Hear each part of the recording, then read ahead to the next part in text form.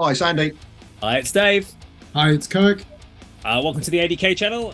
Today we are checking out the band Pupil and the song is Blossom.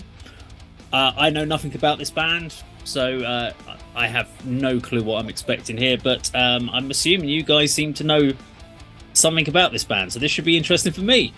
Let's go.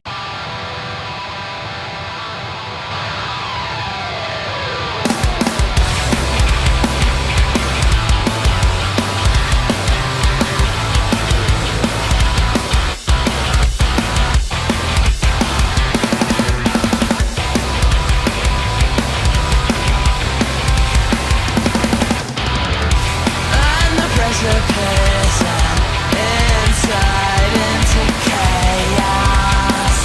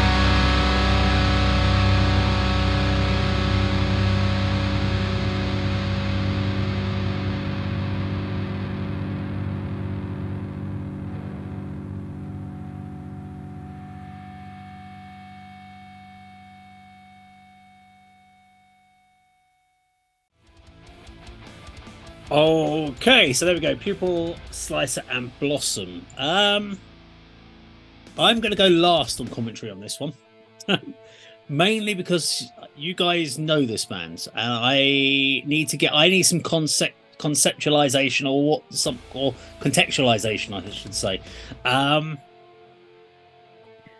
So I'm going to throw this out when you give your feedback on this song. I just need a little bit of an understanding about, is this a example of what this band's other songs sort of sound like or not? So go to Kirk first on this one. That is a radical departure from the mathcore sound of the. That's what I was expecting. That based on Yeah. what I know of your style of music. You're telling me like, yeah, and I'm like, this is the sort of thing that Andy and Kirk would normally go, what the hell? So I'm like, okay, what's going on here? Okay, go on, carry on. Yeah, so the 2021 debut album Mirrors, they snapped up. They're a London band. They were snapped up by Prosthetic Records. Scream Blast Repeat, we had it in our top 50 albums of the year. It made everyone's list. That is a huge departure. They've got a new member, so they were a three-piece. It was Kate Davis, who's the vocalist and guitar player, Josh Andrews on drums, and Luke Fabian on bass. So notice they've got a new member there who's playing conventional rock guitar solos. I'm not worried by the changing sound. I'll tell you why, because look at Dillinger Escape Plan from their debut, Calculating Infinity. And then for the sophomore effort, you've got punk rock songs on there with weird time changes and a bit of grind in the middle eight. And I thought they did the same. Shit, I've never heard Kate sing like that before. Do you know what it reminds me of? Like that 1990s alternative rock MTV type sound you hear with that band, The Breeders, for example. I don't know how easy that would be for her to do live, because she's just using her head voice. So if you're nowhere near the microphone, you're not going to be able to get yourself heard projecting like that. Is it me though? How did you listen to the bite of that mid-range riff at the beginning? They're just playing punk rock, but it's really, really heavy. It's really hostile, so isn't it, the guitar distortion?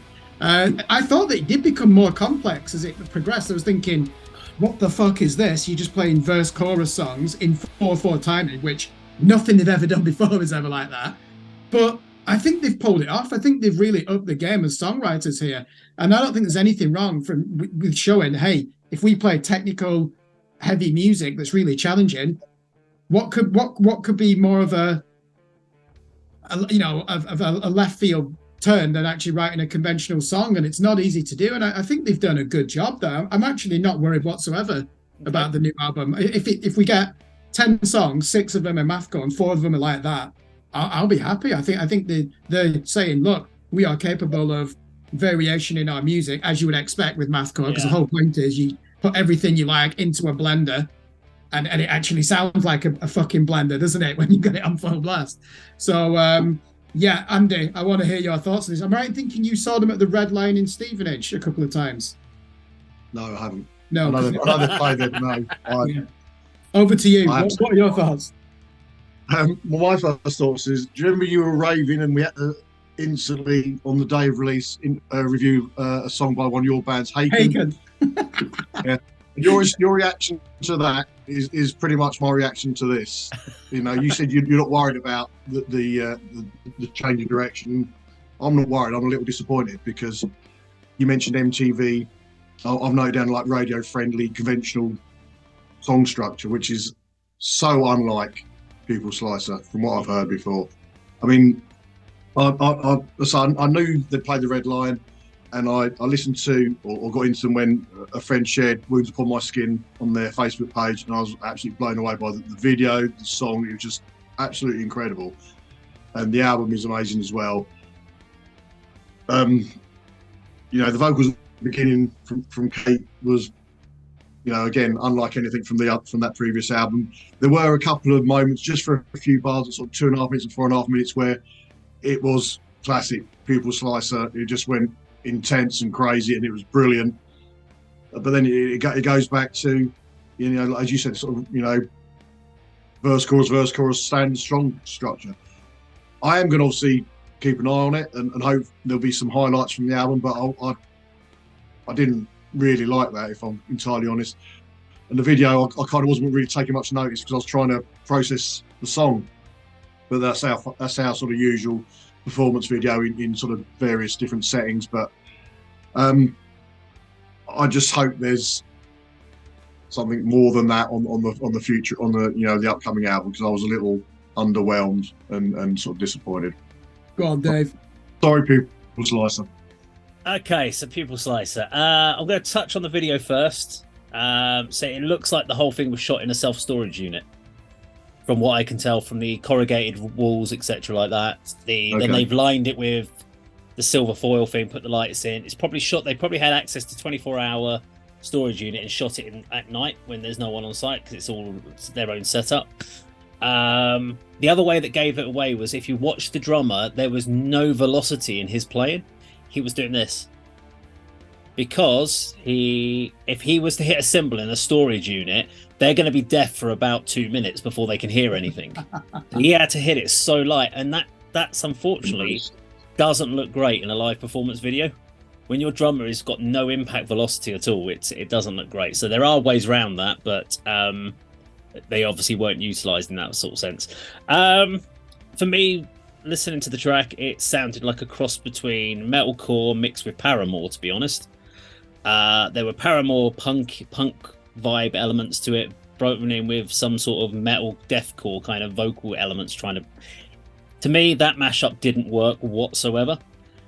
I would have preferred they'd just either gone Paramore style or gone down the mathcore heavy route and done that. That would have worked.